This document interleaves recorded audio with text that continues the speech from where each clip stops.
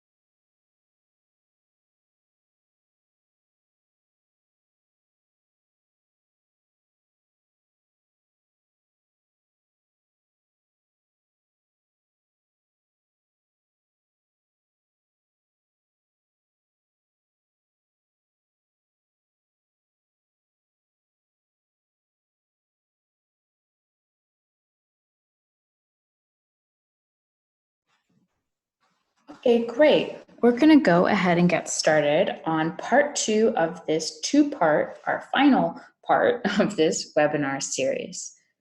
So my name is Emily Sullivan, and I'm the Adolescent and Youth Engagement Manager for FP 2020, which is Family Planning 2020. So before we start, I wanted to let you know about 2 things. One is that please use the chat box to introduce yourself, to ask questions, and to comment on the presentation. The second is that we are recording this webinar. So for those of you who want to go back and listen to it later or double check on different points or share it with colleagues and friends, please know that it will be recorded. So first I want to explain why we're having this series. We know that youth-led organizations are critical to the success of the sexual and reproductive health and rights movement, as well as other movements. However, we know that they often lack access to funds. And so this webinar series is to really help young people understand 2 things. One, grant writing, which is what the first part of this series was about. How do you best prepare yourself to write the best grant? And then the second part, which is what we're going to do today, is related to grant management and making sure that once you've won a grant, that you're doing the right things to make sure it's not the last grant that you get, that you'll be able to have more and more opportunities. Before I move forward, I just want to remind everyone that if you're not speaking, to please mute yourselves so that we can all hear each other the best we can. So now that we understand a little bit more about why we're having this, this 2-part series, I now want to walk you through very briefly what happened in part 1 in case you missed it. So in part 1, there were 13 main points made by our partner, Jonathan Rick, who will be joining us later on today. But essentially, these 13 points are ones that Jonathan walked us through to help us understand a little bit more about the importance of grant writing. You'll see the steps go from the initial phases, which is really to understand exactly what the donors are asking for in a grant proposal and following those instructions exactly. What font size do they want? What spacing do they want? What attachments do they need? The number of recommendations, etc., need to be exact. And you also need to do initial detailed research on the donor to really understand what they're looking for.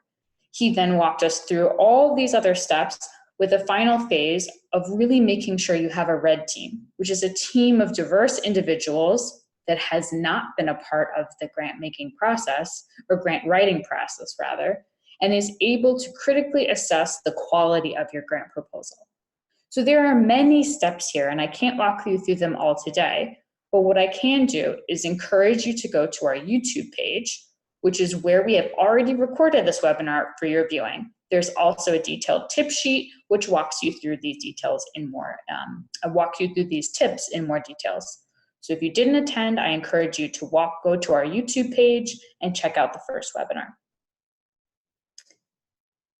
So I want to make sure that before we get to the excellent tips that Jonathan Rick is going to provide us with in the second part of this webinar around what to do when you have won a grant, we're first going to invite two young leaders who have had excellent experience in collaborating with and leading youth-led organizations. And what we're going to be talking about is their experience in working with donors, managing grants, and how to get the best opportunity. So I'd like to invite Mansa Priya Vasudevan from India, who works with the YP Foundation, and she is also on FP 2020's reference group. I'd also like to invite Patrick Misegwa. Sorry, Patrick, I definitely butchered your last name. I apologize. I'm going to practice. And I'm going to invite you all to have a conversation about about your experience in working with donors and with grants. So first, I'd like to say that young people, all who are on this line, are all here because they want to learn how to better work with donors and to better write grants. So first, Mansa, you work with the YP Foundation in India, which is a long-standing and historic youth-led organization in India. I believe it's nearly 20 years old. I think you mentioned something around 17 years old at this point. And Patrick, you lead the Uganda Youth and Adolescent Health Forum, which is a trusted but relatively newer youth-led organization. I think you're just coming up on your 6th birthday as an organization. And as you both know, as youth-led organizations, you have a unique experience, especially when it comes to securing and managing grants and funds. So many of the young people on the line are eager to hear from you about how you've built up good relationships with donors, managed and secured funds. I want to point out that Mansa and Patrick very much recognize and are humble in their feelings that they are still figuring this out. They don't know everything, but they have good experience to share. They don't have a perfect formula, but they have some insights that they think you all might be interested in. So first and foremost, we know that donors are nervous about funding youth-led organizations. Patrick, when you were first starting off your organization, how did you secure your first grant?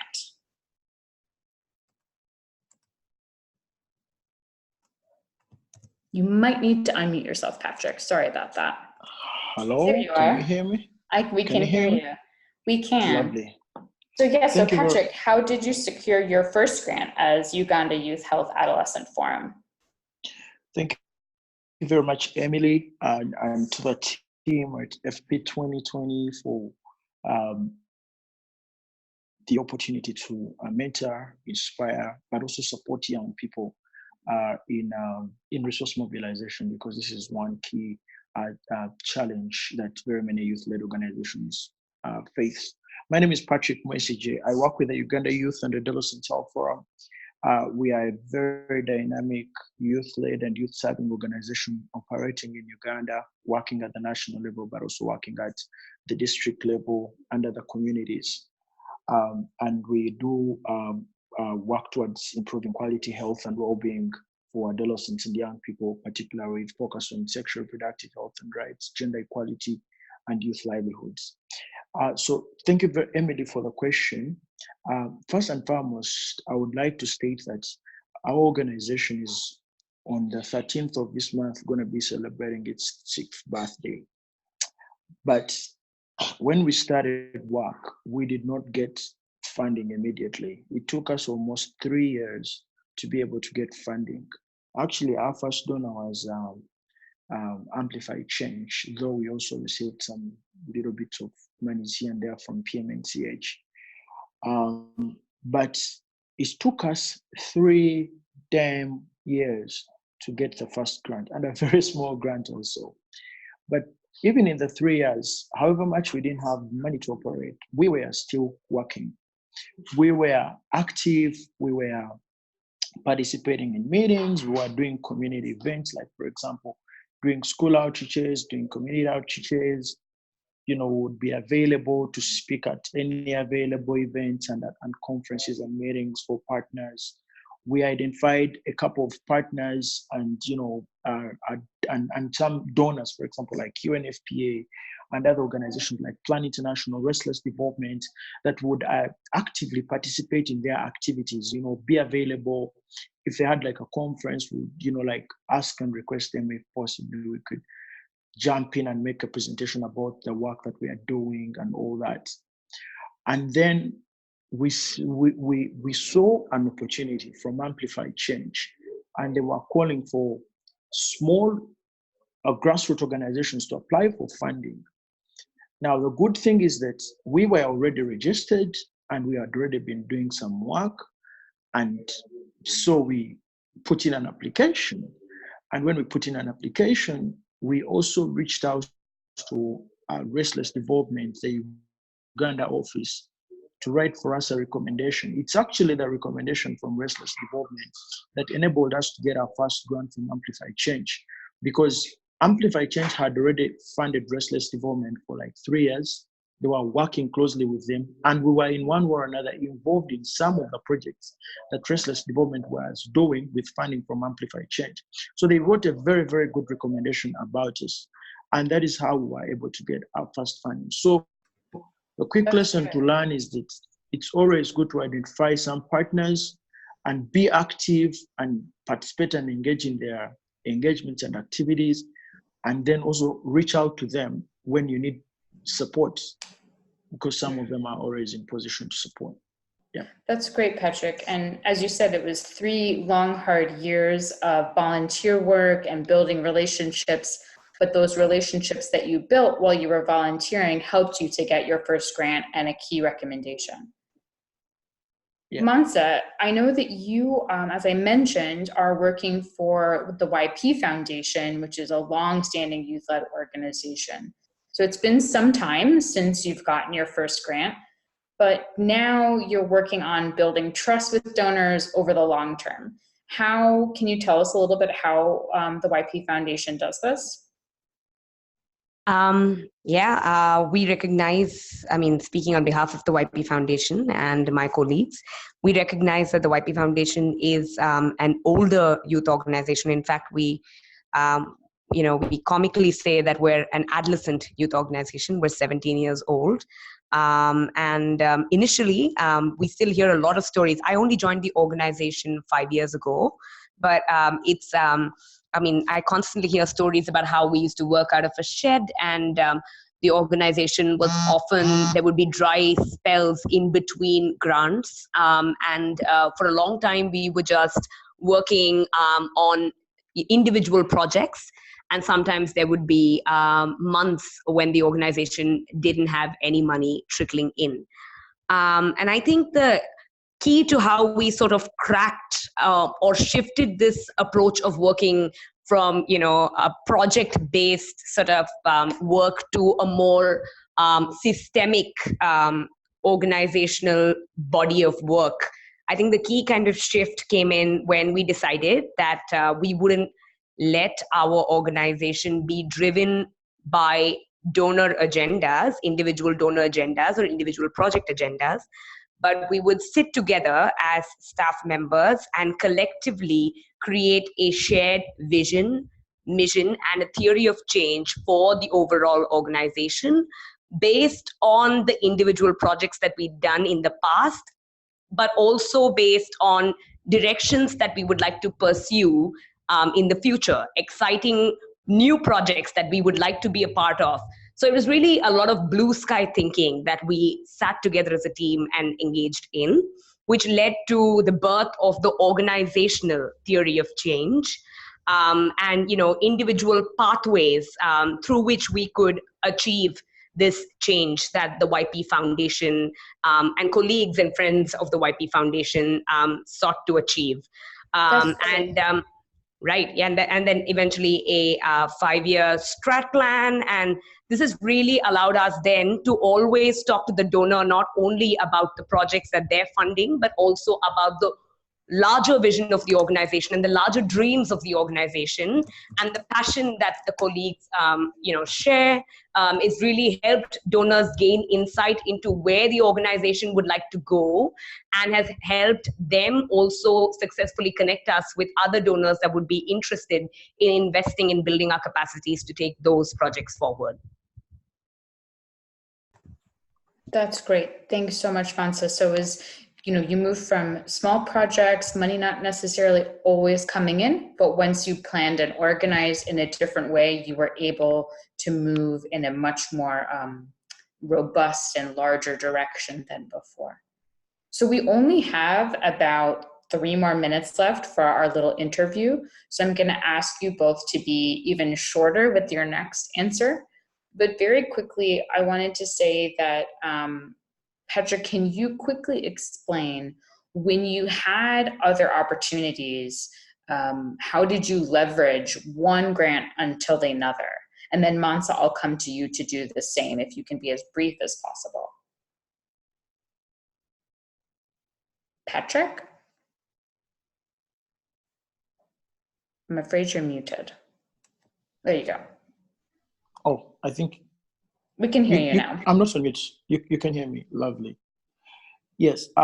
Thank you very much, Emily. So it's very important to learn that every time you get an opportunity, don't look at that opportunity for today, but look at how can you use that opportunity for tomorrow. And for us as an organization, this is something that we've always had at the back of our mind. When we get a grant from a donor, our question is, how do we leverage that grant to get other donors?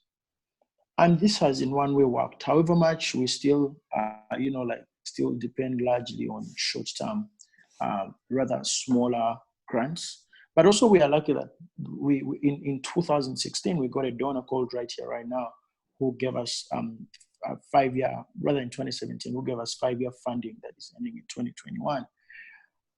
But then along the way, we have been able, like every year we have 1 or 2 new partners coming on board.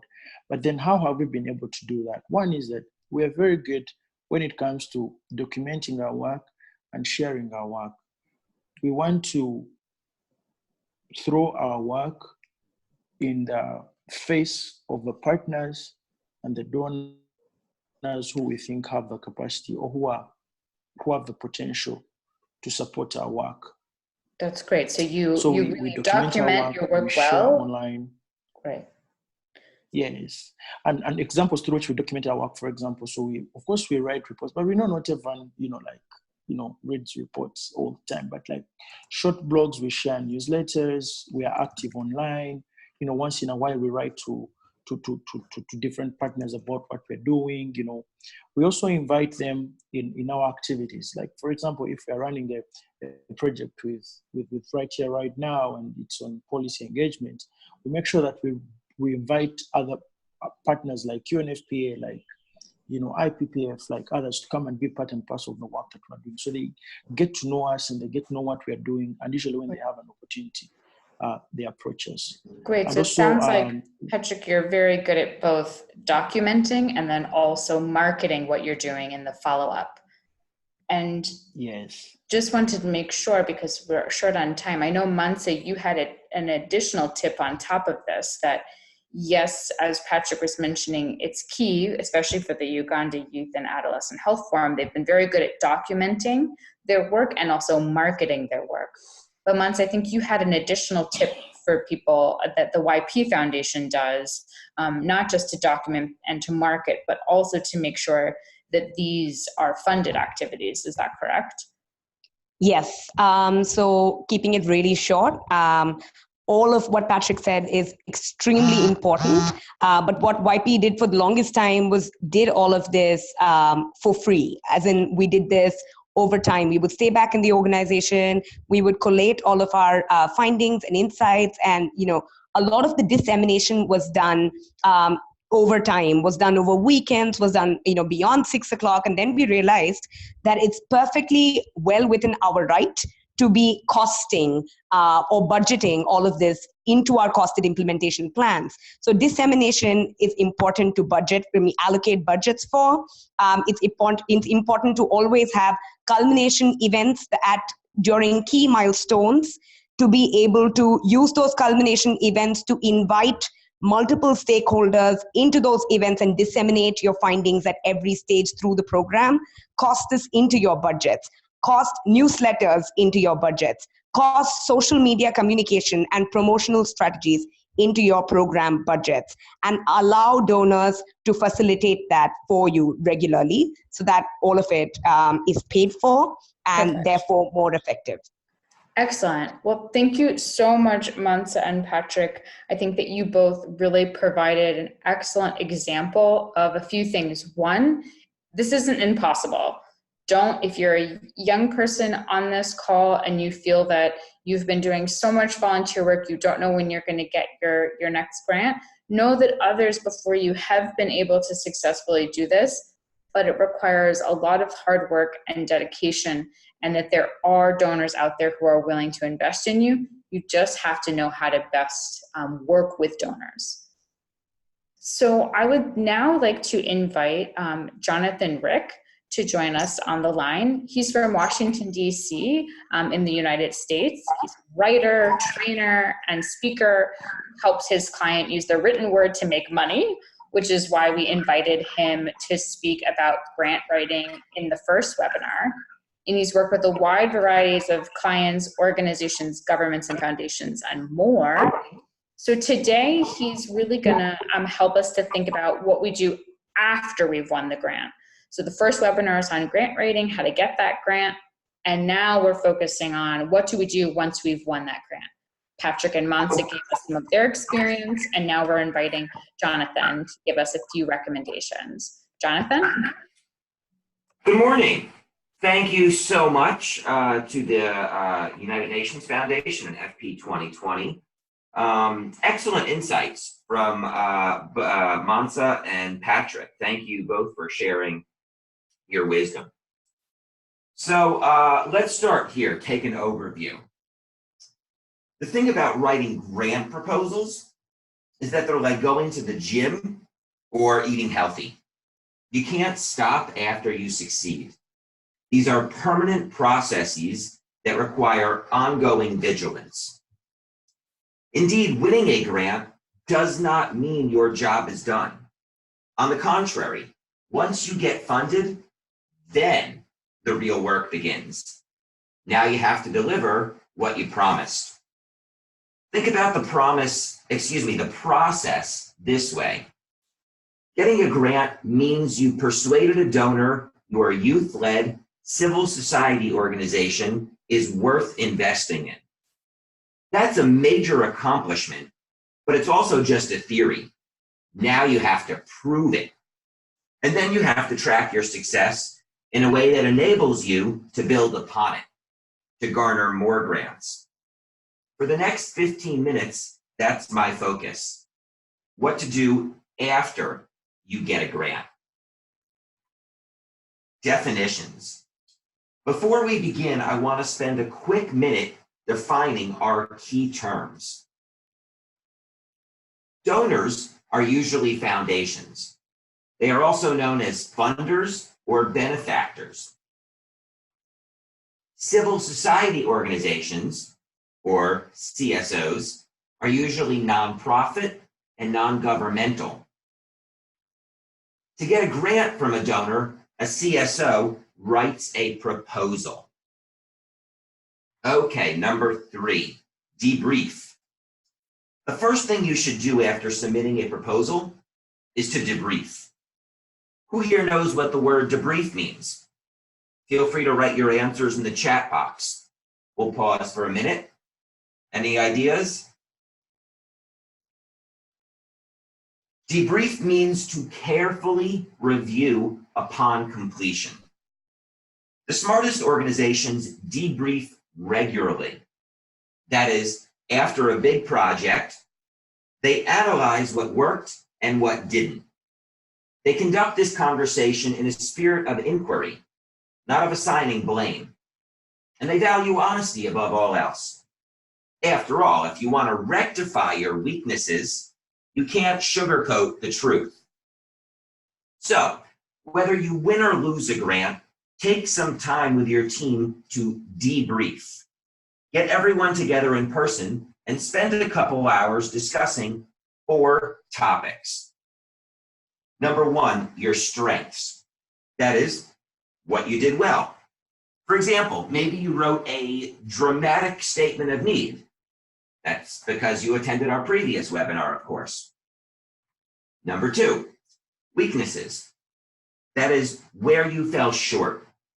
For example, maybe you had to stretch a case study because you lacked experience.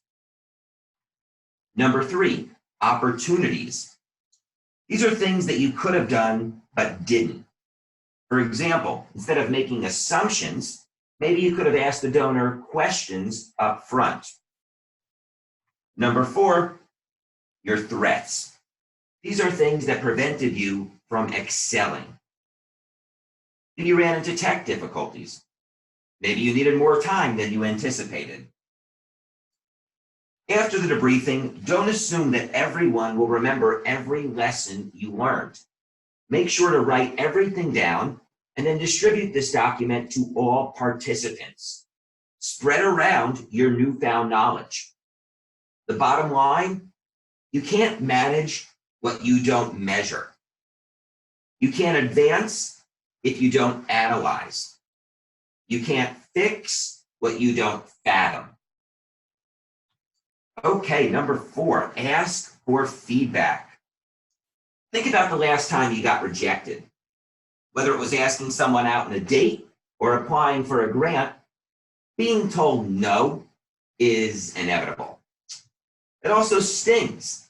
The surprise and disappointment immobilize us, causing us to forget a universal proverb. Every rejection is also an opportunity. Let me put the point this way. Everybody gets rejected. It's part of life. We just heard that it took Patrick 3 years to land his first grant. Yet it's the way you respond that reveals whether you're a professional or whether you're an amateur. When rejected, professionals respond in a very specific way. They ask for feedback. They know that feedback is a gift. Let me repeat that. Feedback is a gift, and they're never too proud to learn from their shortcomings. To the contrary, like the world's best athletes, professional proposal writers know that they can always get better. What's more, you devoted a great deal of time to researching and writing and designing your proposal, right? It's only reasonable then that if you don't succeed, you're curious why. So ask the donor if they'd be willing to share their concerns with you. Ask them to be candid. Make it clear that your purpose is not to argue, but to understand. Ideally, they'll be available for a conference call, but let them know that you'll take feedback in whatever form is easiest for them. For example, they might ask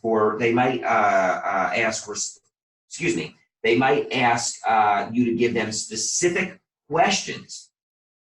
They might ask, I apologize. They might ask you for specific questions, or they might give you their general thoughts, or they might ask for 5 minutes on the phone next Thursday. Many times, something that was insignificant in your own mind may have been critical in the donors. Or maybe it wasn't that your proposal was bad per se, you just wanted too much money. Or maybe you didn't follow instructions. Or maybe the winning organization's sister is related to the donor. You never know. That's the point, which is why you should always, always, always formally request feedback. In fact, organizations that don't solicit this info thereby become suspect. Put yourself in the donor's shoes. Imagine that 4 CSOs apply for a grant. Of the 3 losers, 2 ask for feedback and 1 doesn't. How would you look upon the one that doesn't? If I were the donor, I think that organization didn't really care, that they were never really invested in the project. And I'd think twice the next time they asked for my money. Number 5, diversify your donors. Here's something CSOs sometimes forget. Donors are business people. They didn't become rich by squandering their money. On the contrary, they count every penny and they value accountability. When they give you a grant, they're investing in your success. In other words, donors want to help you, but they also want you to help yourself. Specifically, they don't want you to become overly reliant on them. They want to see that you have multiple streams of revenue. You've heard of the notion guilt by association? Think of donor diversification as success by association. If donor Jane thinks you're grant worthy, then donor Jack will likely think so too. Remember, diversification is a bedrock principle of investing. Likewise, it should be a bedrock principle of business management. One final piece of advice here. Some donors frown upon CSOs that depend exclusively on the kindness of foundations. They want to see that you're able to cultivate everyday people, small donors who chip in a few bucks. They want to see that you're able to innovate not just with your programs, but also with your finances. This innovation directly benefits you too. The more you can diversify your funds, the greater your chances at long-term viability. Okay, I lied. I have one more note about donors, and it's important. Don't forget about your board of directors or advisors. These folks are well connected, and if they themselves aren't making donations, they can surely introduce you to their contacts who can. All you got to do is ask. In fact, I recently came across a call for a board member for a CSO here in the United States. One of the major responsibilities for each director is fundraising. Here's an excerpt from that job description. Oops, what happened there? I guess we'll move on. Number 6, provide continuous care. Here's what most CSOs do after they win a grant. They send the donor a thank you card. That's the bare minimum you should do. Are you comfortable with the bare minimum? Some CSOs go one step further and they handwrite the card. Maybe they even include a picture of their team celebrating the win. These CSOs know that personal touches stand out. Personal touches are what people remember years down the road. Yet there's so much more you can and should do. People, not organizations, give grants. Let me repeat that. People, not organizations, give grants. And so it's your job not only to keep these people abreast of your activities, but also to make them feel as if they're a treasured member of your team. Here are two well-established strategies. Number one, invite your donor to speaking engagements. One of the best ways to make a donor feel special is by putting them on a pedestal or a podium. So organize an event where your donor gets to moderate a panel or give a talk. In general, though not always, donors enjoy recognition. So anything you can do to position them as an expert, they'll appreciate. To this end, try to invite members of the media, the public, industry experts. The more attendees, the better. The event doesn't have to be elaborate. An hour is perfectly fine. One last thing, make sure to introduce your donor to any staff whose salary relies on the donor's generosity. Remember, personal connections are your most powerful tool. Number two, invite your donor to briefings. Most grants require you to file progress and final reports. Again, this is the bare minimum you can do. Smart CSOs do more than what's required. For example, they add their donor to their general email list. That way, whenever you send out an e-newsletter, your donor will get it automatically. Of course, super smart CSOs know that email is merely one of many ways to keep your donor in the loop about all the good work you're doing. And that's important.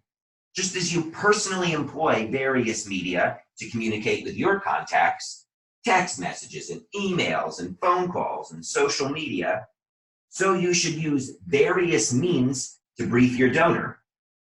For example, you might deliver a formal presentation once a year, or you might hold a twice-yearly conference call. Treat each of these occasions as an opportunity to deepen your relationship. Specifically, you want to learn about your donor's funding priorities and gauge their appetite for funding additional projects. Finally, and perhaps most important, please don't treat your donor as a money machine. Donors think of themselves as experts. Never forget that they're just as passionate about the cause as you are. And so try to find ways to solicit their opinion, to seek out their guidance. The simple act of asking, "What do you think about this?" demonstrates deference and respect. As they say, flattery will get you everywhere. Number 7, this is our last point. Create a Google alert. I know you're familiar with the Google search engine, but I suspect some of you may not be using one of the search engine's best kept secrets. It's called a Google alert. It's free, and every person on this call should create one. In fact, you should create multiple alerts. Google alerts are available at alerts.google.com. What exactly does a Google alert do? A Google alert scans the internet every second of every day and sends you an email whenever there's a new web page that mentions the thing you're interested in. For example, let's say I have an alert for FP 2020.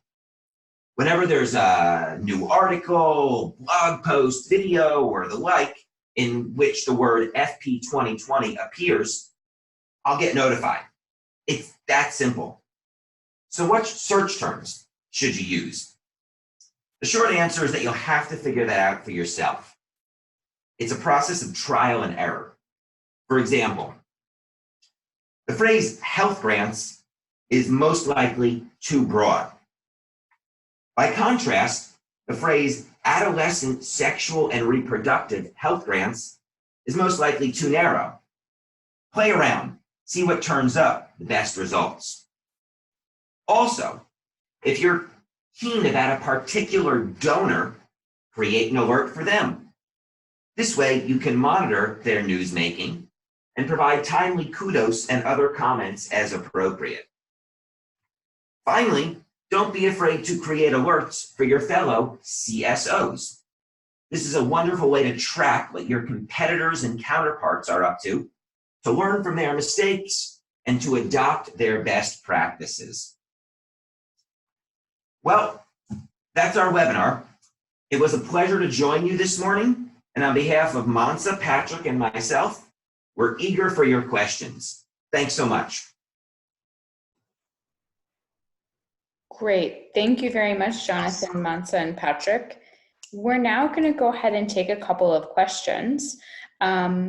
First, I wanted to ask a question that didn't come up on this chat yet, but is a question that I've gotten before, which is when you win a grant, Jonathan, and you ask for feedback, when you win a grant, should you also ask for feedback, or should you only ask for feedback if you don't get a grant? What a wonderful question. Yeah, you know, I'd say one of the lines I mentioned is feedback is a gift. And full disclosure, I read that somewhere. That is not an original phrase from me. But it's absolutely helpful to ask why, you know, why. There are two analogies that succeed in any scenario. As I mentioned, there's dating and there's sports. So sometimes, you know, it's helpful to ask your significant other, what originally attracted you to me? In the same way, it's often helpful at the appropriate time, by which I mean after you've been working with a donor and established a good working relationship, it's often helpful to say, you know what, I'm just curious. And this is a conversation best to have best in person. I'm just curious, you know, we're always looking for feedback. We're obviously delighted and honored that you awarded us this grant. Any chance you can, you know, fill us in on what worked and what didn't? I would phrase the question as all-encompassing, not just, you know, what do we do well, but what do we, you know, any feedback you can share. So in short, the answer is yes. Thank you for the question. Great. And so we are now actually going to take a question that Mansa has answered in the chat box, but if you don't mind, Mansa, I'd like you to share your answer here as well. Noel I believe Noel, you're from chat, if you're the right Noel I'm thinking of.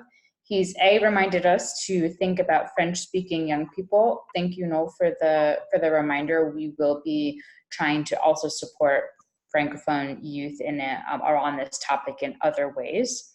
But your question is, what if you're an organization that needs, that doesn't necessarily have, or is having a hard time showing that you have the capacity to take on the additional project?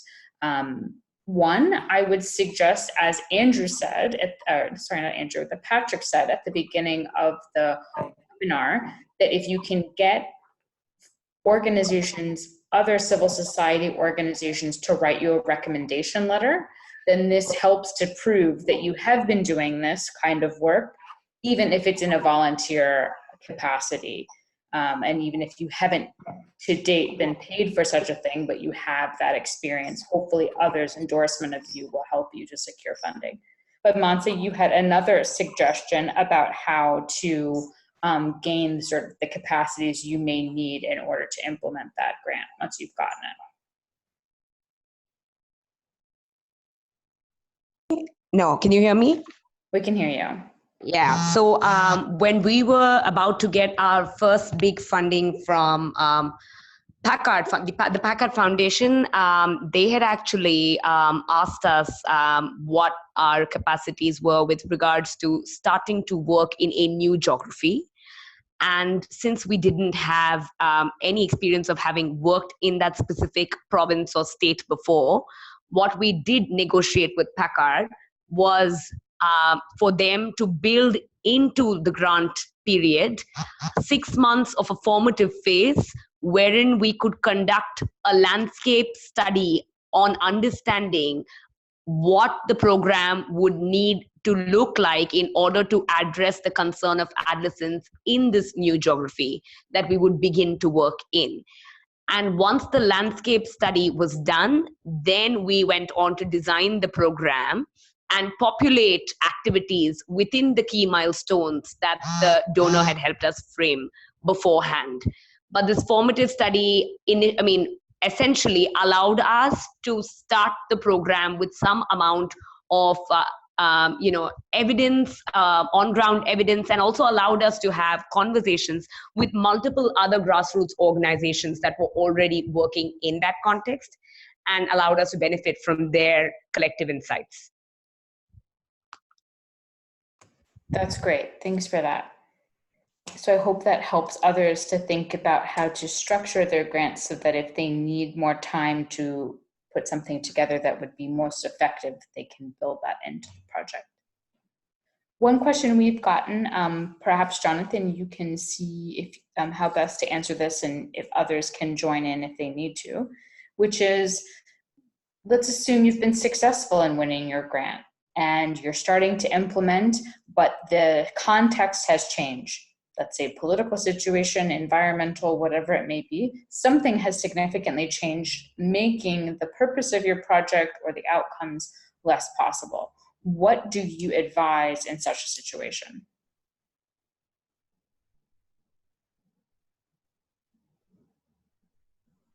Jonathan, I believe you're muted. There you are. Oh, thank you. Another excellent question. Thank you for that. So I think the short answer is, I'm gonna respond with 2 points. The first one is we're all human. Circumstances outside our control often take place, and people understand that.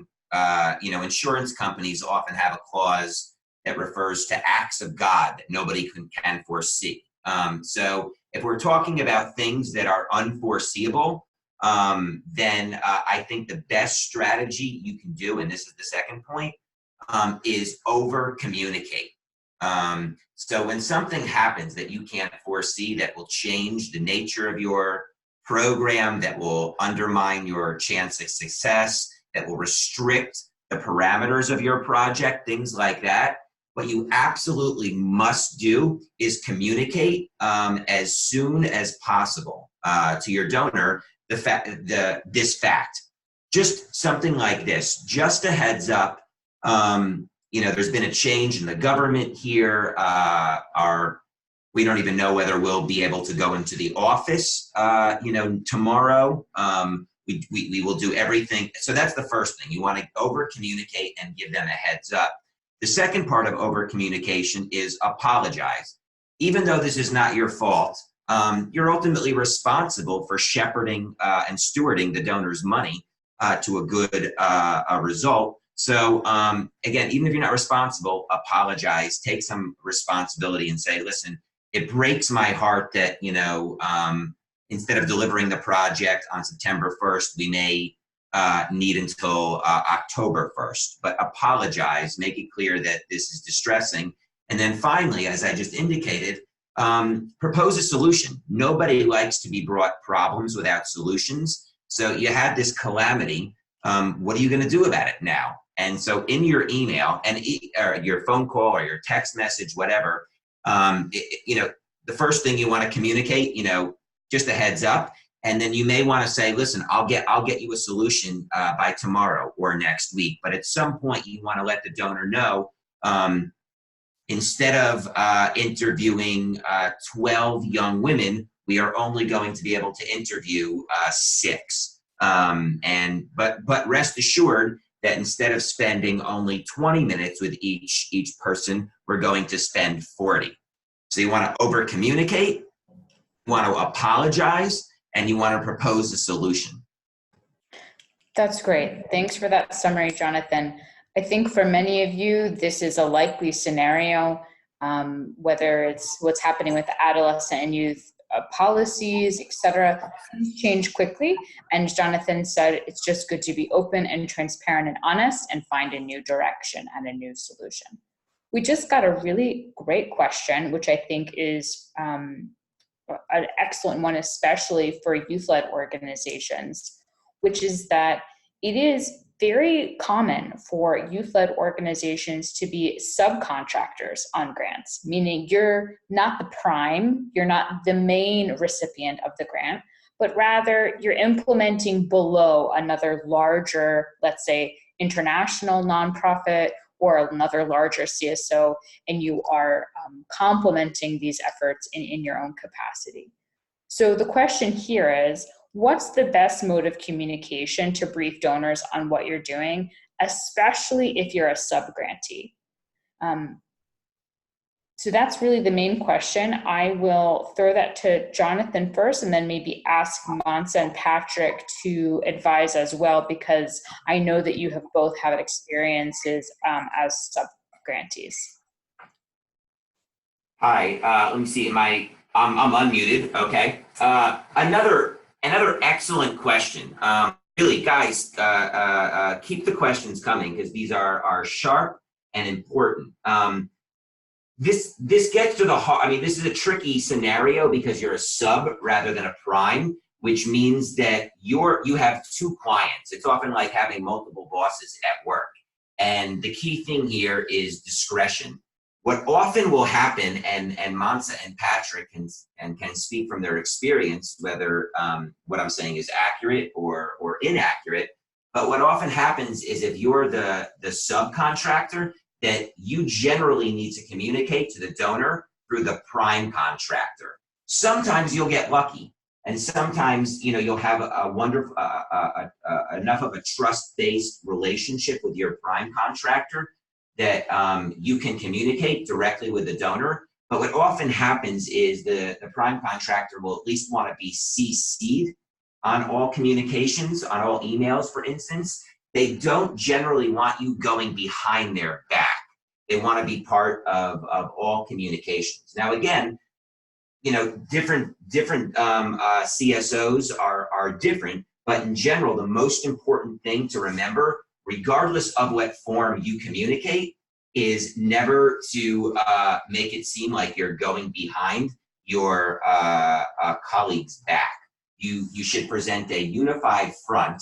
You never want to throw the other person underneath the bus, and you always want to make them aware of what you're doing. So if in fact, just last point here, if in fact you pick up the phone and call the donor directly, it would be helpful if you let your prime contractor know.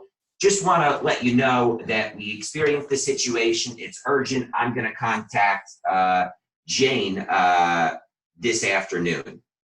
Please let me know by 2 p.m. if this poses a problem, or you would like to be part of this call, or if you'd prefer to handle this directly.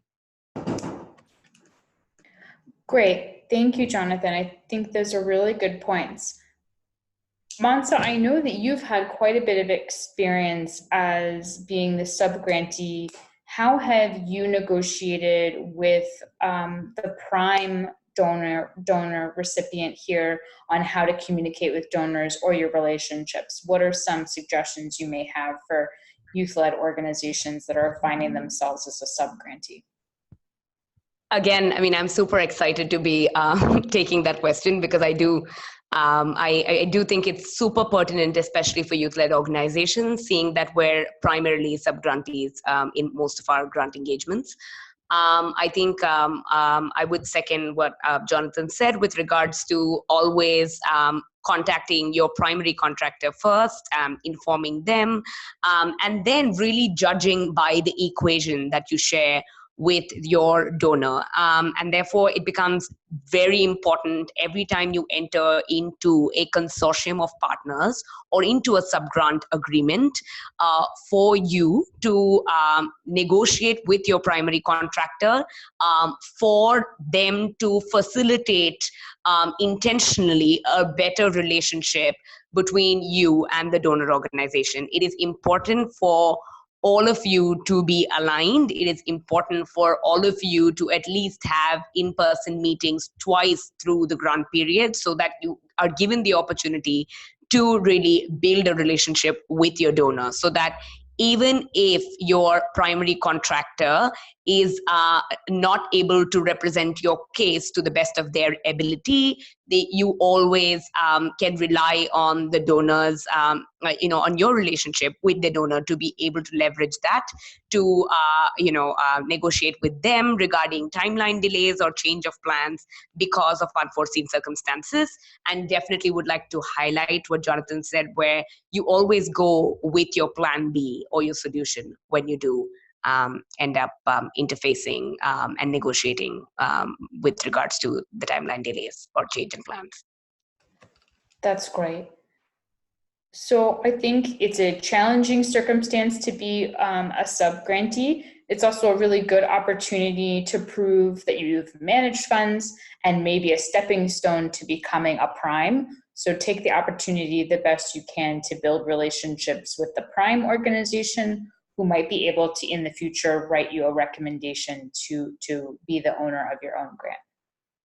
Someone asked a really great question, which is a lot of what we're talking about is how to communicate with donors once you've gotten a grant.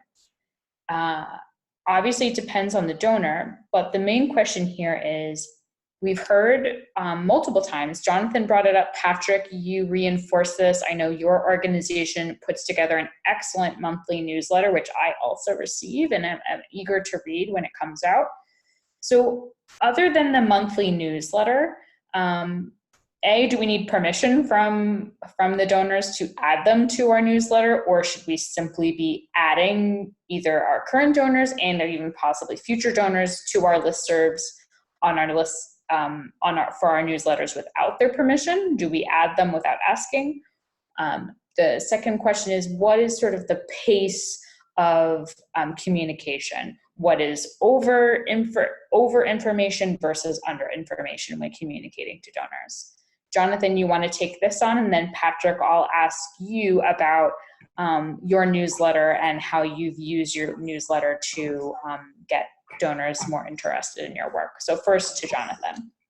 Sure thing. So I know a little bit about this. There's a law called CAN-SPAM. That's C-A-N and then spam. Now, and what that means is that you actually it is legal to spam people. So you are within your rights to, add a donor to your list, even if they haven't consented. Now, of course, just because you can do something doesn't mean that you should. So that's the first answer I want to do. But the second one is this. I think if donors are giving you money, they're invested in your success. What's more, very few donors, if any, think of themselves as money machines or as ATMs. They think of themselves as experts, as champions for a cause. They want to be your partner, not your bank, not your bank. And so, yes, by all means, I think they would absolutely welcome hearing from you. Add them to your, not only should you add them to your general e-newsletter, but you should also create a segment or a subsection of that e-newsletter for your donors. The smartest email marketers don't just send the same email to everyone. They create segments so that, let's say a colleague or an industry associate or even a family relative is not constantly asked for money in the same way that a donor is. You might also want to send donors regular progress reports that are overly detailed and contain sensitive information about your budget that you don't want to send to members of the media. So short answer to the first question, I would absolutely take the liberty of subscribing them to your e-newsletter. And by the same token, don't be afraid to follow them on social media. The more, in general, the more communication, the better. With respect to the cadence and frequency, your second question, I think you have to figure that out for yourself. I think I'm going to use extremes here, but a daily email is too much. A yearly email is too little. And within those parameters, you'll have to decide what frequency is best for you. One of the things that you should use to dictate your answer is how many resources do you have? you're putting together formal communications to the people who are bankrolling your CSO. Every communication should be polished, professional, thorough, well written, well designed. And so do you have the staff to craft, let's say, a weekly email every Friday? Maybe, in my view, quality is better than quantity. So if you need a specific answer, I would aim for, a monthly update, certainly a quarterly update. Somewhere in between every 1 month and every 3 months, I think you'll be on solid footing. That's a great suggestion, Jonathan. And Patrick, very quickly, because we're at the end of our webinar here, just any reflections on what Jonathan has just shared about the communication level with donors from your experience? Please unmute yourself. Am I in mute? Hello? You're good. We can hear you. Okay, thank you very much for muting me. Yeah, so Jonathan, thank you so much. I'm also, to be honest, I'm learning a lot from what you're saying. And but just quickly to note is that in terms of communicating with donors, you really need to be very tactful and very smart on how you communicate, what you communicate, why you're communicating it. In instances where you are working within a sub-grantee kind of context, it's tricky. For example, we have oftentimes received funds through the sub-granting approach, and we cannot directly contact the donor without going through the prime. It's always very, very important because, and especially for youth-led organizations, sometimes you don't even want to land yourself into trouble with the prime and all that kind of stuff. So usually it's good to communicate to sub-granting. And even though you are to communicate directly to the donor, you might want to be really, really careful on what you're communicating, because if it is in any way affects your prime, then it might affect your approach. But in terms also of communicating to your donors, yes, definitely, your donors need to know what we are doing. As long as we know we are doing the right work, we're doing good work, we're doing the right work, they need to know about it, because in one way or another, they will get definitely very much interested in what we're doing, and they might even be interested in adding us more resources or linking us to other partners. For us, how we've been doing it, of course, we send out monthly newsletters, which is a lot of work. Like Jonathan said, it is a lot of work. It needs attention. Actually, one thing I've just learned is that if you want to communicate to your donors or your partners effectively, you need a sound communication team that understands what you're doing. Because, for example, if you're putting a monthly newsletter together, it's a lot of work. You have to put articles together. You have to be sure of the content that you're working on, the pictures that you're sharing, the regularity under which it goes out. And so also the program people in the field need to know that they need to write articles, they need to write blogs, they need the part of the communication teams need to know that, we need to select the right pictures to use and all that.